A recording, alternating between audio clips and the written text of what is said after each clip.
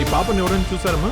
లేదు సార్, ఈ పాప ఎవరో మాకు తెలియదు సార్. నా పాప నాకు చెప్పకుండా ఎక్కడికి వెళ్ళదు సార్.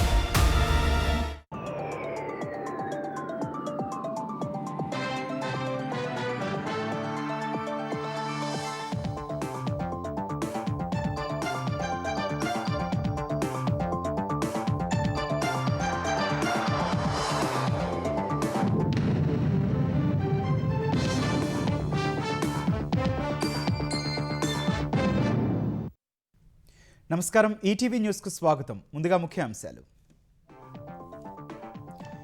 2 ఏళ్లలో పాలమూరు ప్రాజెక్టులు పూర్తి చేస్తామన్న రేవంత్ రెడ్డి. గోదావరి జిల్లాలు అసూయపడేలా సస్యశ్యామలం చేస్తామని వ్యాఖ్య.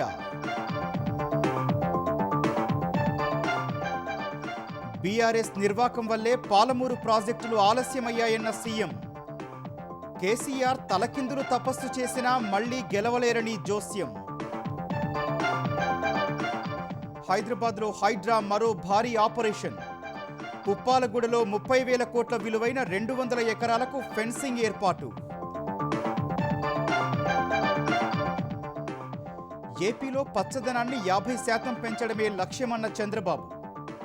వాతావరణ సమతుల్యతకు అత్యవసరమని విశాఖలో పిలుపు. ఏపీలో డిఎస్సి నియామక ప్రక్రియపై ఆరోపణలను మరోసారి ఖండించిన అధికారులు.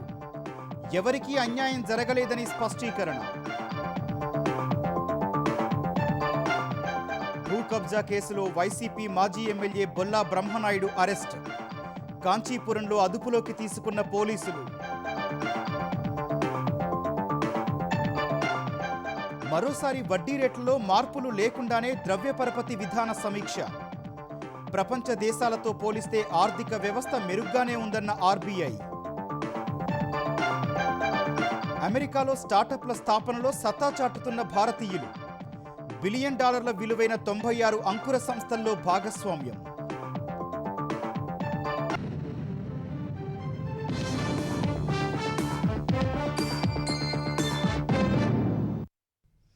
గోదావరి జిల్లాలు అసూయపడేలా ఉమ్మడి మహబూబ్ నగర్ ప్రాజెక్టులు పూర్తి చేసి సస్యశ్యామలం చేస్తామని ముఖ్యమంత్రి రేవంత్ రెడ్డి అన్నారు.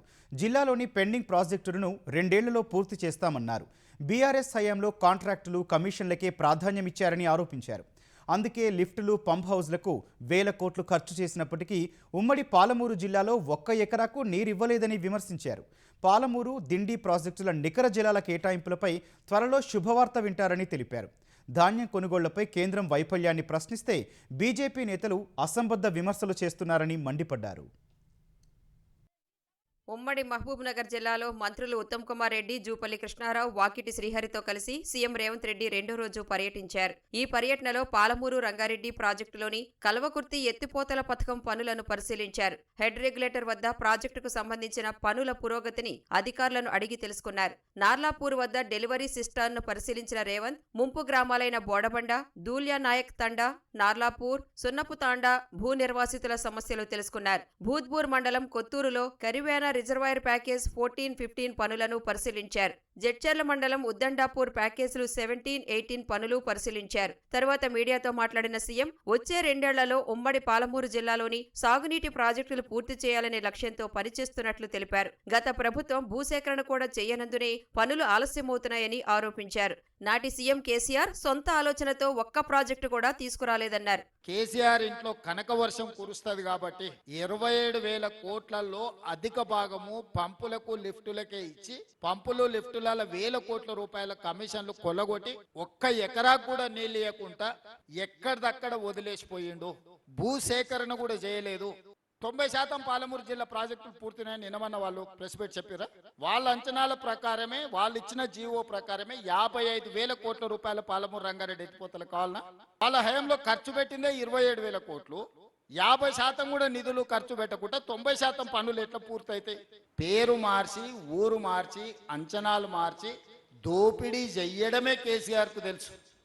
కేసీఆర్ సొంతంగా ఆలోచన చేసి మొదలుపెట్టిన ప్రాజెక్టు మొత్తం తెలంగాణ రాష్ట్రంలో లేదు.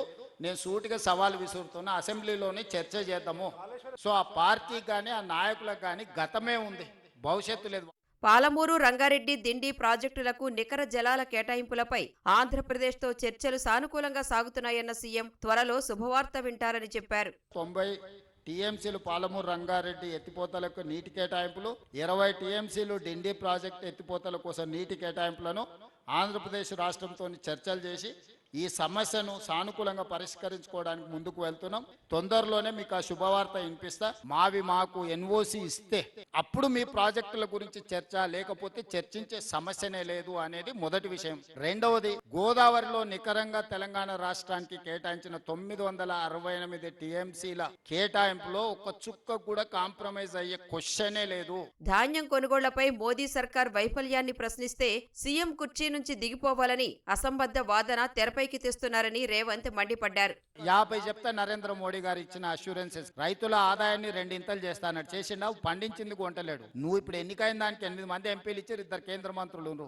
ఏం పని చేస్తారో సమాధానం చెప్పుండ్రు. ఇవాళ 75 లక్షల మెట్రిక్ టన్స్ ఎల్ఎంటీ మనం ప్రొక్యూర్ చేస్తే వాళ్ళు ఎంత కొంటారు? 50 లక్షలు కొంటారు. మిగతా 25 లక్షలు ఎవరింట్లో పోయాలా? 6-7 వేల కోట్ల రూపాయలు అదనపు భారం ఇప్పుడు అవి కొన్నందుకు. మేము అది భారం అనుకోలేదే, బాధ్యత అనుకున్నాం. రైతులు పండించిన చివరి గింజ వరకు ఒట్లు కొంటామన్నాం, కొన్నాం. 75 లక్షల మెట్రిక్ టన్నుల ప్యాడీ కొనకపోతే అప్పుడు చెప్తాం వాళ్ళ సంగతి. మోడీ గారిని దిగమనుండ్రి, తక్షణమే రాహుల్ గాంధీ గారిని చేద్దాం, ఎట్లా ప్రభుత్వాన్ని ఏ విధంగా నడపాలో నడిపించి చూపిస్తాం. పవన్ కళ్యాణ్ ప్రశ్నిస్తే మంత్రి పొన్నం ప్రభాకర్ సమాధానం చెప్పారన్న సీఎం అది ముగిసిన అధ్యాయమని స్పష్టం చేశారు. అనంతరం గంగాపూర్ వద్ద ఏర్పాటు చేసిన బహిరంగ సభలో పాల్గొన్న సీఎం రేవంత్ రెడ్డి కేసీఆర్ 10 ఏళ్ల పాలన, తన 30 నెలల పాలనపై చర్చకు బీఆర్ఎస్కు సవాల్ విసిరారు. పాలమూరు జిల్లాలో గులాబీ జెండా ఎగరనివ్వబోమని తేల్చి చెప్పారు. పాలమూరు గడ్డపై బీఆర్ఎస్ గుర్తు మర్చిపోవాలన్నారు. కృష్ణా జలాల వివాదం 60 ఏళ్లుగా రావణ కాష్టంలా రగులుతోందన్న సీఎం పొరుగు రాష్ట్రంతో చర్చలు జరిపి డిసెంబర్లోగా పాలమూరు జలాలపై అనుమతులు సాధిస్తామని తెలిపారు. ఉద్దండాపూర్ వరకు ప్రాజెక్టులు ఏడాదిలోగా పూర్తి చేస్తామని హామీ ఇచ్చారు. 2.5 ఏళ్లలో జూరాల వద్ద కొత్త రిజర్వాయర్ నిర్మించనున్నట్టు చెప్పారు. పాలమూరు ప్రాజెక్టులకు గ్రీన్ ఛానల్ ద్వారా నిధులు మంజూరు చేస్తామన్నారు. అన్నం పెట్టినోనికే సున్నం పెట్టేటోడు నిన్న మన మహబూబ్నగర్ జిల్లాలో మాట్లాడుతుండు, పాదయాత్రలు చేస్తామని. మీరు పాదయాత్రలు కాదు, పాలమూరు నుంచి కాశీ వరకు పొర్లుడు దండాలు చేసుకుంటూ పోయినా మీరు చేసిన పాపాలు తీరవు. నీకు పౌరుషం ఉంటే, నీ పేరు చంద్రశేఖరరావు అయితే అసెంబ్లీకి రా. నీ 10 ఏళ్ల పాలన మీద, నా 2.5 ఏళ్ల పరిపాలన మీద చర్చ చేద్దాం. ఓవేళ చర్చలో ఓడితే అక్కడికక్కడ నేను క్షమాపణ చెప్తా. తెలంగాణ జల హక్కులను కాపాడటంతో పాటు ప్రాజెక్టుల నిర్వహణలో రేవంత్ రెడ్డి సర్కారు విఫలమైందని మాజీ మంత్రి హరీష్ రావు ఆరోపించారు. ముఖ్యమంత్రి రేవంత్ రెడ్డికి బహిరంగ లేఖ రాసిన హరీష్ రావు భారీ ఎత్తిపోతల ప్రాజెక్టుల నిర్వహణలో తీవ్ర నిర్లక్ష్యంతో కాళేశ్వరం, గాయత్రి పంపింగ్ స్టేషన్ సహా దేవాదుల ప్రాజెక్టుల్లోని పంపులు, మోటార్లు దెబ్బతిన్నాయన్నారు. భారీ మోటార్లను పదే ఆన్ ఆఫ్ చేయడం వల్ల పరికరాలు దెబ్బతింటాయని ముందుగానే హెచ్చరించినా చర్యలు తీసుకోవడంలో ప్రభుత్వం విఫలమైందన్నారు. ప్రభుత్వ నిర్లక్ష్యం వల్ల వేల కోట్ల ప్రజాధనంతో నిర్మించిన కీలక సాగునీటి మౌలిక వస్తువులు దెబ్బతింటున్నాయన్నారు. కాంగ్రెస్ పాలనలో కృష్ణా జలాల వినియోగం కనిష్ట స్థాయికి పడిపోయిందని హరీష్ రావు విమర్శించారు. 2024-25 ఏడాది ఆంధ్రప్రదేశ్ 72.73% నీటిని వినియోగిస్తే తెలంగాణ కేవలం 27.27% వాడుకుందని తెలిపారు. సీఫుడ్ ఉత్పత్తుల వినియోగం బాగా పెరిగేలా కేంద్రం చర్యలు తీసుకోవాలని సీఎం చంద్రబాబు కేంద్ర మంత్రులను కోరారు. విశాఖలో సీఫుడ్పై జరిగిన జాతీయ స్థాయి వర్క్షాప్లో సీఎం పాల్గొన్నారు. కేంద్ర మంత్రులు పీయూష్ గోయల్, రాజేష్ రంజన్, చిరాగ్ పాస్వాన్, రామ్మోహన్ నాయుడు ఈ కార్యక్రమానికి హాజరయ్యారు. ప్రపంచవ్యాప్తంగా సంక్షోభం ఉన్న ఆక్వా ఉత్పత్తులకు మార్కెట్ పెంచేలా కేంద్రం తీసుకున్న చర్యలను సీఎం ప్రశంసించారు. ఆక్వా ఉత్పత్తిలో కాలుష్యం తగ్గేలా చర్యలు చేపట్టాలని సూచించారు. చేపలు, రొయ్యల మార్కెటింగ్ మరింత పెరగాలన్నారు. ఏపీలో సముద్ర ఉత్పత్తుల ఎగుమతులు గతేడాది కంటే రెట్టింపు స్థాయిలో జరిగాయని సీఎం వెల్లడించారు. దేశంలోని చేపల ఉత్పత్తిలో 28%, రొయ్యల ఉత్పత్తిలో 66% ఏపీ సాధించిందని సీఎం చంద్రబాబు పేర్కొన్నారు. All of a sudden, America increased the tariff. Aquaculture market and exports has totally taken as a shock. Nobody had any clue what to do, what is going to happen. Can they announce crop holiday? So many thoughts have come. This year, we are able to export better than last year, 11,000 crores. So many new markets they are able to establish that is going to be long lasting. It is a lesson for all of us. Depending one market Whenever there is a crisis, then we don't have any options. Today, we are having options. We can expand and then move forward. Contribution in aquaculture, maximum from Andhra Pradesh. Around 38% exports are here. Tirupati జిల్లా శ్రీ సిటీలోని metro rolling stock సదుపాయానికి ఆనుకుని రైలు విడిభాగాల assembly ప్లాంట్ను స్థాపించాలని రష్యాకు చెందిన rolling stock తయారీదారు సరఫరాదారు Transmash holding జేఎస్సీని AP IT శాఖ మంత్రి లోకేష్ కోరారు. ఈ మేరకు రష్యా పర్యటనలో Transmash holding JSC global finance head విక్రోమో ఇల్యాను లోకేష్ కలిశారు. దక్షిణాసియాలో భారీ పారిశ్రామిక రైలు ప్రాజెక్టులకు సరఫరా చేయడానికి అధిక సామర్థ్యం గల సరుకు రవాణా లోకోమోటివ్ అండ్ బోగీ తయారీ కేంద్రం ఏర్పాటు చేయాలని కోరారు. ఏపీలో మెట్రో నెట్వర్క్ల కోసం సాంకేతిక ఏకీకరణను అందించే స్మార్ట్ సిగ్నలింగ్, ట్రాఫిక్ నియంత్రణ R&D కేంద్రాల స్థాపనకు కలిసి రావాలని కోరారు. ఏపీ ప్రభుత్వ ప్రతిపాదనను పరిశీలిస్తామని TMH ప్రతినిధులు తెలిపారు. ఆంధ్రప్రదేశ్లో మెగా డిఎస్సీని పారదర్శకంగా నిర్వహించామని, ఎక్కడా నిబంధనలు ఉల్లంఘించలేదని పాఠశాల విద్యాశాఖ కార్యదర్శి కోన శశిధర్ తెలిపారు. డిఎస్సీ నియామకాలపై వస్తున్న ఆరోపణలు వాస్తవం లేదన్నారు. డిఎస్సీ ప్రక్రియలో నియమ నిబంధనలన్నీ పాటించినట్లు చెప్పారు. సుప్రీంకోర్టు తీర్పు మేరకు వర్టికల్ రిజర్వేషన్ విధానాన్ని క్రమపద్ధతిలో అమలు చేశామని స్పష్టం చేశారు. మెగా డిఎస్సీపై లేనిపోని ఆరోపణలు చేయడం సరికాదన్నారు. వర్టికల్ అయితే ఒకప్పుడు ఈ పలానా బీసీడీ స్పోర్ట్స్ కేటగిరీ అని చెప్పేవాళ్ళం. ఇప్పుడు అలా చెప్పడానికి లేదు. ఇప్పుడేం చెప్తామంటే స్పోర్ట్స్ ఇన్ని ఫిలప్ చేస్తాను, అందులో ఏ కేటగిరీ వాళ్ళన్నా రావచ్చు, ఓసీ రావచ్చు, బీసీ రావచ్చు, ఎస్సీ రావచ్చు, ఎస్టీ రావచ్చు. ఒకప్పుడు సెపరేట్ పాయింట్ ఉండేది, ఇప్పుడు లేదు. ఇది హారిజాంటల్కి వర్టికల్కి ఉన్న తేడా.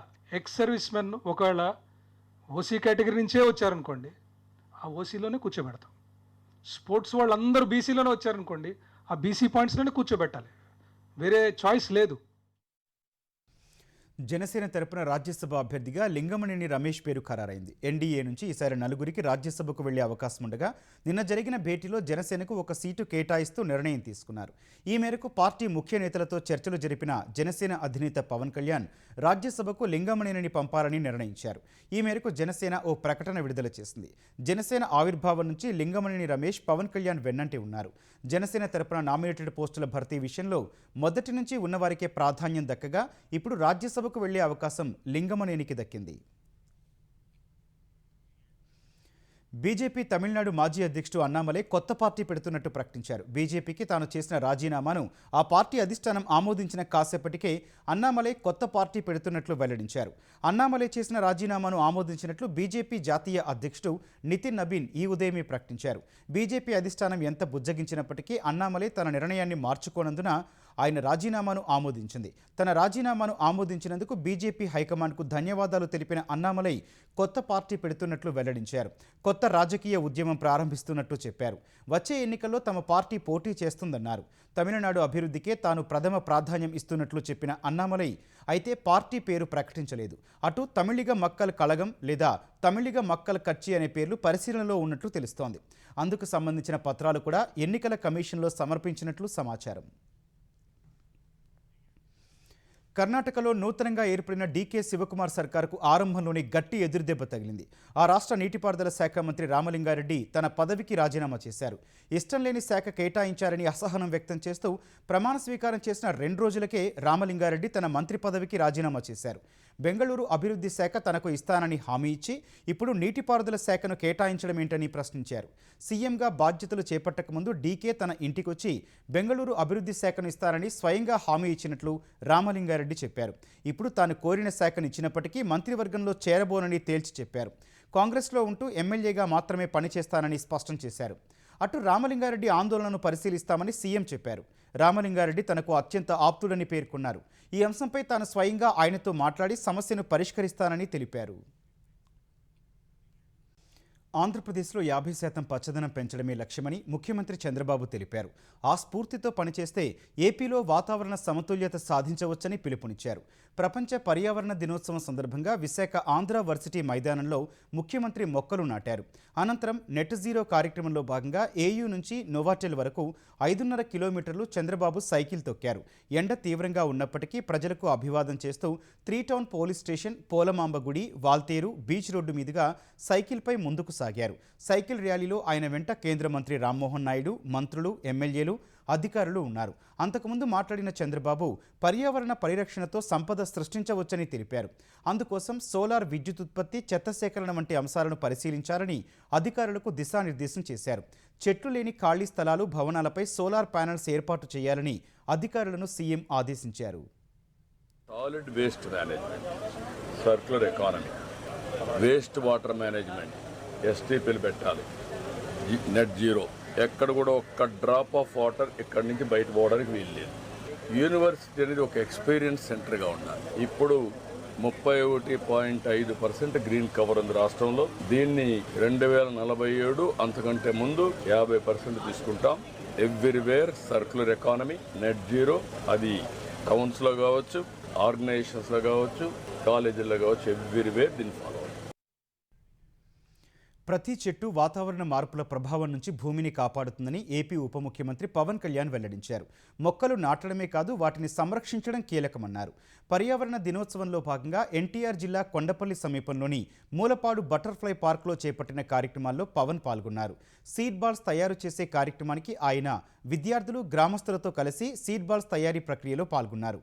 ఏక్ పేడ్ మాకే నామ్ అంటూ ప్రధాని మోదీ ఇచ్చిన పిలుపు మేరకు తన తల్లి పేరిట పవన్ మొక్కను నాటారు. ఈ నెల 15 వరకు ఏపీ వ్యాప్తంగా 2.5 కోట్ల సీడ్ బాల్స్ తయారీ లక్ష్యంగా నిర్దేశించుకున్నట్లు పవన్ తెలిపారు.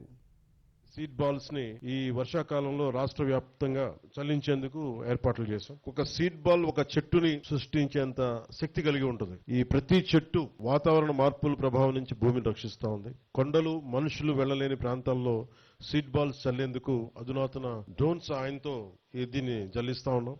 ఈ అద్భుత కార్యక్రమంలో విద్యార్థులు, మహిళలు, స్వయం సహాయక సంఘాలు, స్వచ్ఛంద సంస్థలు, అధికారులు, ప్రజాప్రతినిధులతో పాటు ప్రతి ఒక్కరూ బాధ్యతగా పాల్గొని ప్రజా ఉద్యమంలో దీన్ని చేయాలని ఈ పిలుపునందిస్తున్నారు. ఢిల్లీ తరహాలో హైదరాబాద్ కాలుష్యానికి బలి కాకుండా ఉండాలంటే పర్యావరణాన్ని కాపాడుకోవాలని తెలంగాణ రవాణా శాఖ మంత్రి పొన్నం ప్రభాకర్ పిలుపునిచ్చారు. ప్రపంచ పర్యావరణ దినోత్సవం సందర్భంగా హైదరాబాద్ కృష్ణకాంత్ పార్క్లో మంత్రి మొక్కలు నాటారు. ప్రజాపాలన ప్రగతి ప్రణాళికలో భాగంగా ప్రత్యేక కార్యక్రమాలు నిర్వహిస్తున్నట్లు పొన్నం తెలిపారు. ఎల్నినో ప్రమాదం ఉన్న నేపథ్యంలో నీటి సంరక్షణపై దృష్టి సారించాలని ప్రజలకు సూచించారు. భూగర్భ జలాలను పెంచేందుకు ప్రతి ఇంటి ఆవరణలో ఇంకుడు గుంతలు ఏర్పాటు చేయాలన్నారు. ఈ కార్యక్రమంలో ప్రతి ఒక్కరూ విధిగా ఒక్కో మొక్కను నాటేలా వారితో పొన్నం ప్రతిజ్ఞ చేయించారు. హైదరాబాద్లో హైడ్రా మరో భారీ ఆపరేషన్ చేపట్టి 1,000 కోట్ల విలువైన ప్రభుత్వ భూమిని కాపాడింది. రంగారెడ్డి జిల్లా గండిపేట మండలం పుప్పాలగూడ, కాజాగూడ సరిహద్దుల్లో ఉన్న సుమారు 200 ఎకరాల ప్రభుత్వ భూమిని రక్షించింది. ఆ భూముల్లో చారిత్రక రాళ్ల గుట్టలున్నాయి. గతంలో రాష్ట్ర ప్రభుత్వం హెచ్ఎండిఏకు ఈ భూములను కేటాయించింది. చారిత్రక గుట్టలను కాపాడాలని కోరుతూ దశాబ్దాలుగా సొసైటీ టు సేవ్ రాక్స్ ప్రతినిధులు పోరాడుతున్నారు. హైకోర్టును కూడా ఆశ్రయించారు.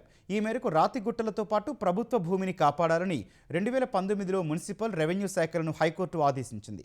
హద్దులు గుర్తించి ఫెన్సింగ్ వేయడంలో జాప్యం కావడంతో అక్కడి భూములు కబ్జాలకు గురవుతున్నాయని సొసైటీ టు సేవ్ రాక్స్ ప్రతినిధులు హైడ్రా ప్రజావాణిలో ఫిర్యాదు చేశారు. ఆ ఫిర్యాదును పరిశీలించిన హైడ్రా కమిషనర్ రంగనాథ్ క్షేత్రస్థాయిలో పర్యటించి వివరాలు సేకరించారు. రెవెన్యూ, మున్సిపల్ శాఖల అధికారులతో కలిసి హైడ్రా అధికారులు పుప్పాలగూడలో ఉన్న రాళ్లగుట్టలన్నీ ప్రభుత్వ భూమిగా నిర్ధారించి ఫెన్సింగ్ వేశారు. ఆ భూముల విలువ సుమారు 30,000 కోట్లు ఉంటుందని హైడ్రా వెల్లడించింది.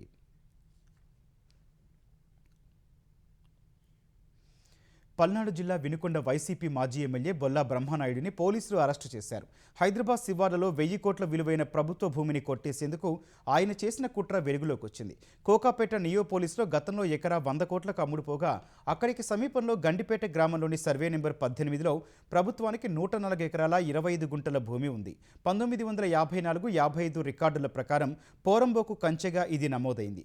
ఆ భూమిపై కన్నేసిన నిందితులు కొన్ని రోజుల నుంచి ఆ సర్వే నెంబర్లోని కొంత భూమిని ప్రభుత్వం 5గురికి ఇచ్చినట్టు వాట్సాప్ గ్రూప్లో ప్రచారం చేశారని శేర్లింగంపల్లి డీసీపీ తెలిపారు. వీటిపై గండిపేట మండల తహసీల్దార్ నార్సింగి పోలీసులకు ఫిర్యాదు చేశారని చెప్పారు. దర్యాప్తు చేసిన పోలీసులు కోర్టు అనుమతితో వారి ఇళ్లలో సోదాలు చేశారని డీసీపీ వివరించారు. కీలక డాక్యుమెంట్లు స్వాధీనం చేసుకున్నారన్నారు. వాటి ఆధారంగా వైసీపీ మాజీ ఎమ్మెల్యే బొల్లా బ్రహ్మనాయుడు పాత్రను గుర్తించినట్లు తెలిపారు. గండిపేటలోని ఈ భూమి విలువ కనీసం 1000 కోట్లుంటుందన్నారు. ఈ కేసులో ఇప్పటికే 3గురిని అరెస్టు చేసినట్టు చెప్పారు. ఏకంగా నకిలీ జీవోలు సృష్టించి భూమిని కాజేసేందుకు బ్రహ్మనాయుడు కుట్ర చేసినట్లు వివరించారు.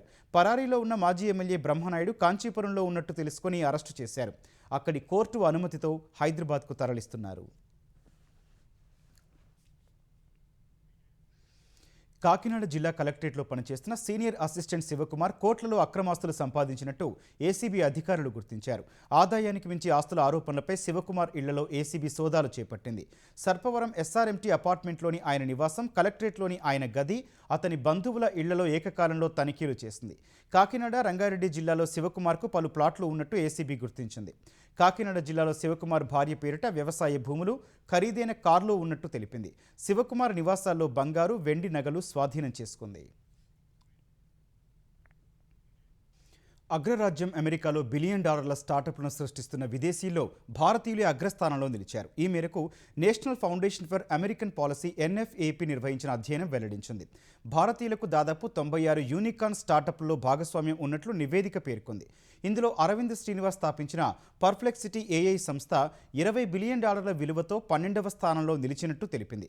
భారతీయుల తర్వాత స్థానాల్లో Israel, UK, China, Canada, Russia, France, Germany, Ukraine, Australia జాతీయులు ఉన్నట్లు నివేదిక వెల్లడించింది. పాక్ జాతీయులు కేవలం 10 స్టార్టప్లే ఏర్పాటు చేసినట్లు స్పష్టం చేసింది. 80% యూనికార్న్లలో వలసదారులే వ్యవస్థాపకులుగా కీలక పదవుల్లో ఉన్నట్లు తెలిపింది. అమెరికా విశ్వవిద్యాలయాల్లో చదువుకున్న అంతర్జాతీయ విద్యార్థులు దాదాపు $183 బిలియన్ కంపెనీలను స్థాపించినట్టు పేర్కొంది. 2 లేదా అంతకంటే ఎక్కువ $1 బిలియన్ కంపెనీలను స్థాపించిన జాబితాలో 6 భారతీయులు ఉన్నట్లు నివేదిక వివరించింది. ఆసియా పసిఫిక్ మధ్యప్రాచ్యానికి చెందిన టెక్ దిగ్గజం ఎయిర్ ట్రంక్ భారత్లో 3 లక్షల కోట్ల పెట్టుబడులు పెట్టనుంది. 2030 నాటికి ఈ పెట్టుబడులు పెట్టనున్న సంస్థ 5 గిగావాట్ల సామర్థ్యంతో డేటా సెంటర్లను అభివృద్ధి చేస్తుందని ప్రధాని నరేంద్ర మోదీ తెలిపారు. ఎయిర్ ట్రంక్ వ్యవస్థాపకుడు CEO రాబిన్ ఖుదాతో సమావేశం తర్వాత ప్రధాని మోదీ సామాజిక మాధ్యమం Xలో ఈ మేరకు పోస్టు పెట్టారు. దేశ డిజిటల్ మౌలిక సదుపాయాల వ్యవస్థలో ప్రతిపాదించిన అతిపెద్ద పెట్టుబడుల్లో ఇది ఒకటని తెలిపారు. దేశంలో డిజిటల్ మౌలిక సదుపాయాల ప్రస్థానం అద్భుత వేగాన్ని పుంజుకుంటోందని ప్రధాని తన పోస్టులో తెలిపారు. ఇలాంటి పెట్టుబడులు క్లౌడ్ కంప్యూటింగ్, కృత్రిమ మేధ రంగాల్లో భారత్ను ప్రపంచ హబ్గా మారుస్తాయని వివరించారు. ఉపాధి అవకాశాలను సృష్టించడం సహా స్థానిక సరఫరా గొలుసులకు మద్దతునిస్తాయన్నారు. ఆవిష్కరణల ఆధారిత వృద్ధిని కూడా వేగవంతం చేస్తాయని ప్రధాని అభిప్రాయపడ్డారు. దేశంలో పెరుగుతున్న ద్రవ్యోల్బణ ఒత్తిళ్లు, అంతర్జాతీయంగా నెలకొన్న అస్థిరతలు ఉన్నప్పటికీ భారత ఆర్థిక వ్యవస్థ ఇప్పుడు మెరుగ్గానే ఉందని భారతీయ రిజర్వ్ బ్యాంక్ RBI స్పష్టం చేసింది. గతంలోని సంక్షోభ సమయాలతో పోలిస్తే భారత్ ఇప్పుడు మెరుగ్గా ఉందని RBI గవర్నర్ సంజయ్ మల్హోత్రా వెల్లడించారు. ప్రస్తుత ఒడిదుడుకులను తక్కువ నష్టాలతోనే తట్టుకోగలమనే విశ్వాసం ఉందని పేర్కొన్నారు. 2026-27 ఆర్థిక సంవత్సరం 2వ త్రైమాసికానికి మధ్యంతర ద్రవ్య పరపతి విధాన సమీక్షను ప్రకటించిన సంజయ్ మల్హోత్రా ఈసారి కీలక వడ్డీ రేట్లను యథాతథంగా ఉంచుతున్నట్టు తెలిపారు. ఈసారి రెపో రేటు 5.25% వద్దే కొనసాగిస్తున్నట్లు వివరించారు. ప్రస్తుత ఆర్థిక ఏడాదిలో వృద్ధి రేటు అంచనాలను 6.9% నుంచి 6.6%కి తగ్గించినట్టు మల్హోత్రా వివరించారు. పశ్చిమాసియా పరిస్థితుల ప్రభావం వ్యవసాయ రంగంపై కూడా పడుతుందన్న ఆయన ఈ కారణంగానే వృద్ధి రేటు అంచనాలను తగ్గిస్తున్నట్టు తెలిపారు.